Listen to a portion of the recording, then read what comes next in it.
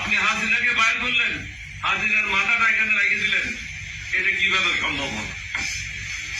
যে হাসিনার বিরুদ্ধে আমাদের 2-3 হাজার লোক ছাত্র জনতা মারা গেল, আমাদের দলের 4 জন মারা গেল, 16 জন বিভিন্নভাবে আহত হলো, বঙ্গুত্ব বরণ করলো, অন্যান্য দলেরও এইভাবে হয়েছে। রাজনৈতিক দলের সম্পৃক্ত ছাড়া এই সংগঠিত হয় নাই, এই বিপ্লব সংগঠিত হয়েছে। রাজনৈতিক দলেরা সব দলগুলি এটাতে অংশগ্রহণ করেছে বলা হয়েছে। কেউ যদি মনে করে শুধু ঢাকা বিশ্ববিদ্যালয় বা অন্য বিশ্ববিদ্যালয় মিলে এটা সফল করেছে, এটা ঠিক না। সমগ্র জাতি, প্রত্যেকটা রাজনৈতিক দল, শুধু আওয়ামী লীগের 14 দল ছাড়া বাকি সবাই রাস্তায় নেমে।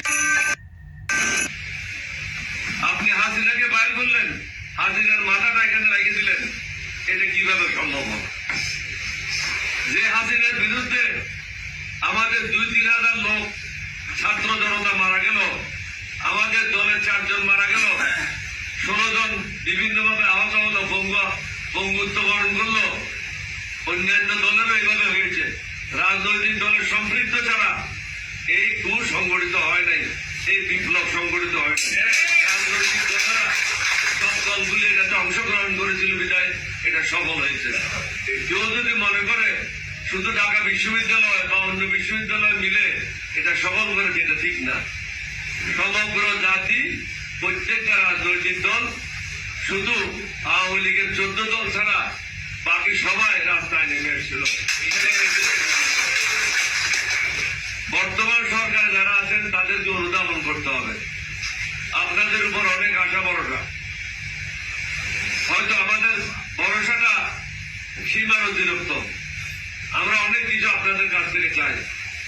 আমাদের মধ্যে অনেকে আছে অপেক্ষা করতে চায় না, আগামীকালে ক্ষমতা করতে হবে, চেয়ার দখল করতে হবে। আমরা অধৈর্য, আপনারা অধৈর্য। এখানে একটা সমতা আনতে হবে। সমতাটা হলো যেগুলি ন্যূনতম জাতির চাহিদা, সমস্যা, সেটা পূরণ করতে হবে।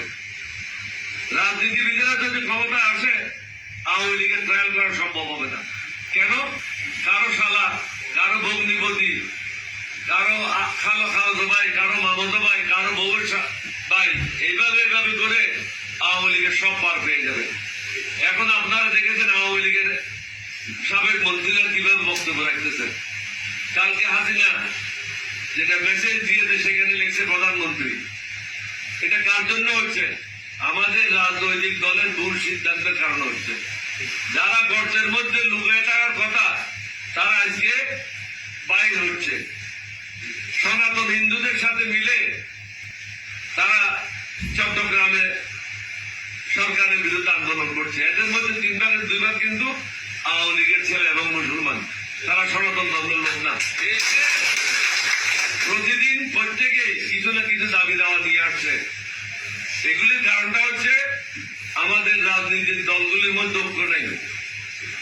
আমাদের মধ্যে ঐক্য আনতে হবে আওয়ামী লীগের ব্যাপারে। আমাদের মধ্যে ঐক্য আসতে হবে শাহাবুদ্দিন চুপ্পুকে বাইর করার ব্যাপারে।